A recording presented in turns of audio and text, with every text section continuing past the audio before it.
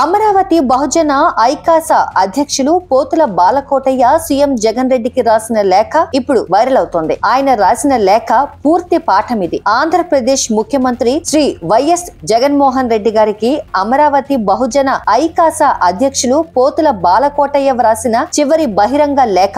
అయ్యా, తమరు ఎన్నో ఆశలతో, కోరికలతో, పాదయాత్రలతో, ఓదార్పు యాత్రలతో ముఖ్యమంత్రి పీఠం అధిరోహించారు. ఈ సందర్భంగా రాష్ట్ర ప్రజలకు లెక్కకు మించిన హామీలు, వరాలు ఇచ్చారు. మొత్తం 1875 రోజుల మీ పరిపాలనా కాలం కూడా హారతి కర్పూరంగా కరిగి ఆఖరికి ఇంకను 30 రోజులు మాత్రమే మిగిలాయి. గతంలో అమరావతి బహుజన ఐకాస తరపున నేను రాష్ట్రంలోని పరిస్థితులపై, రాజధానిపై, దళితులపై జరిగిన దుర్మార్గాలపై పలుమార్లు బహిరంగ లేఖలు రాశాను. ఇప్పుడు ఈ చివరి లేఖ రాస్తున్నాను. ఈ 30 రోజుల్లోనైనా మీరు తీసుకున్న మహా తప్పదం వంటి 3 రాజధానుల నిర్ణయాన్ని వెనక్కి తీసుకోండి. రాష్ట్రానికి ఒక రాజధాని ఉంటే చాలు, అది అమరావతి అని చెప్పండి. ఒకవైపు రైతుల సుదీర్ఘ ఉద్యమం, న్యాయస్థానాల తీర్పుల నేపథ్యంలో సుప్రీంకోర్టులో వేసిన పిటిషన్ ను ఉపసంహరించుకోండి. ఈ కొత్త నిర్ణయం ప్రజలకు, రైతులకు, 3 ప్రాంతాలకు ఉపశమనం కలిగిస్తోంది. వీటితో పాటు రాష్ట్రం ఎస్సీ ఎస్టీలపై జరిగిన దాడులు, దౌర్జన్యాలు, హత్యలు, అత్యాచారాలను కూడా తమరి దృష్టికి తీసుకువచ్చాము. డాక్టర్ సుధాకర్ నుండి డ్రైవర్ సుబ్రహ్మణ్యం వరకు,